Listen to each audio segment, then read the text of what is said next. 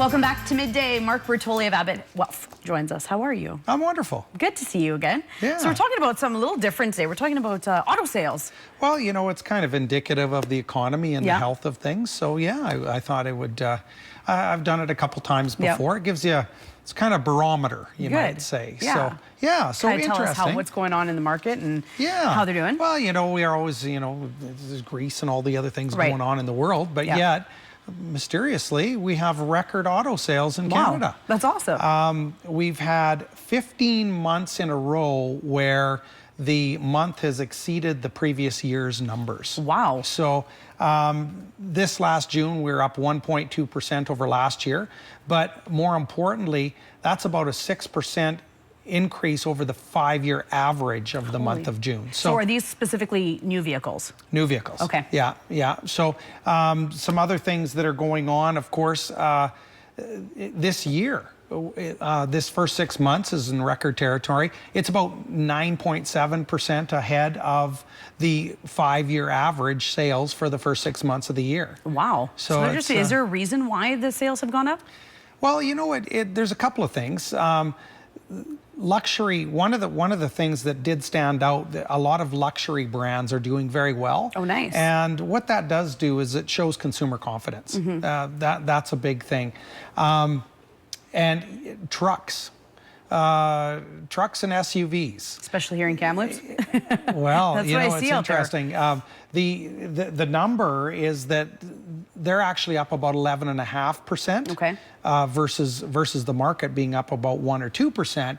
And right now in Canada, trucks and SUVs represent 61% of the market. Wow. So pretty incredible. Yeah. I had a chat with Anthony Mazzillo this morning, and before I had that statistic, that was the first thing that Anthony mentioned, that trucks and SUVs are very strong, and they always have been in our market. Yeah. Yeah. But overall in Canada too, it's picked up then. It has, you know, and interestingly, if you look at the auto sales in Alberta, that's obviously because of the oil patch and the equipment requirements and trucks and so on, it's gone down. But yet the overall number for Canada is higher. And this is going back to the other industries within Canada. And other markets too. We lowered interest rates. The big buzz is our low dollar.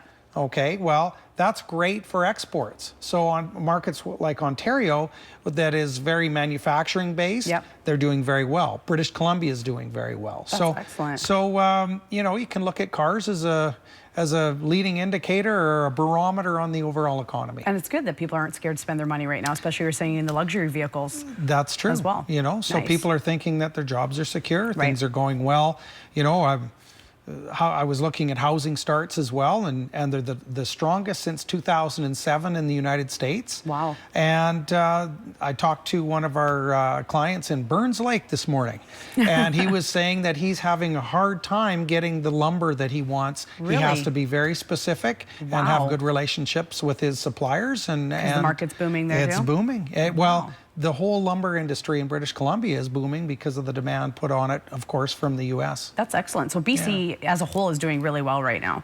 It is. And the next phase, I think we're going to see more tourism as a result of the $1.31 that the Americans get for their dollar in Canada. Good, we'll take it. There's always a positive spin to it. Yeah, absolutely. All right, anything else you want to mention on the auto sales before we get to our question of the week? I think that's about it. I'll check in another 6 months and see how things are doing with that. Exactly. All right, so let's get to our question of the week. It is, how do I deal with market volatility? Okay, yeah, that's good. It's funny, people think volatility is when the market goes down. Volatility is a measure of up or down. So it doesn't matter what way it's going. No one going. really cares when it goes up. They just don't want it to go down. Right. So how do we deal with market volatility? First of all, who are you as an investor? So there's wealth accumulation and there's income. There's two different phases here. So that's the first thing you need to talk about. If you're in accumulation phase and you're saving for your retirement, this is hard to believe, but you actually want low markets. Okay. Because when you're putting money into the market, you're buying things on sale. Right. So you want to buy low, obviously. Right. And hope it gets higher as it goes on. No different. You open the newspaper and the flyers with everything on sale. Well, you want your investments to be on sale while you're accumulating. Right. Okay. If, however, you're using your acquired wealth for income, for lifestyle, then that's a different story. Then you have to develop strategies around drawing from pools of your investments that are not as exposed to market volatility. Okay. You don't want to sell something while it's low. Right. Okay, so you need to protect yourself. Because you probably won't be making any money from when you bought it. So, yeah, and we had a 7-day negative time in the markets here, and it causes question. There's a gentleman by the name of Daniel Coleman, Dr. Daniel Coleman. 2002 won the Nobel Prize in economics, and he did it by studying what's called behavioral economics. Okay. And in our brain, there is, we're hiking down a trail, we're thinking about the list for the groceries and whose birthday party we're going on the weekend, and then all of a sudden a bear appears in front of you. Mysteriously, we don't think about the grocery list anymore. There's a part of our brain that takes over to protect us. Right. Your and this is where he won the Nobel Prize, fight or flight. Yeah. So what he found is that same piece of the brain is enacted when it comes to a loss in a portfolio. We somehow relate that with maybe in the future not being able to eat because our money's gone. It's a fear still. And so people tend to act sometimes irrationally, and he really explained it, and he actually won a Nobel Prize in economics on that work. So if you feel that you're reacting to something in the media or news or market movement, know that it's wired into you. Exactly. As a human. Warren Buffett said, have a discipline and do not let emotion erode that discipline. That's and then you will be a people. success. Yeah. Well, you know, I often say that we provide the greatest value to our clients when we can help them through those times and help them realize that if you're in accumulation mode, you do want the markets down.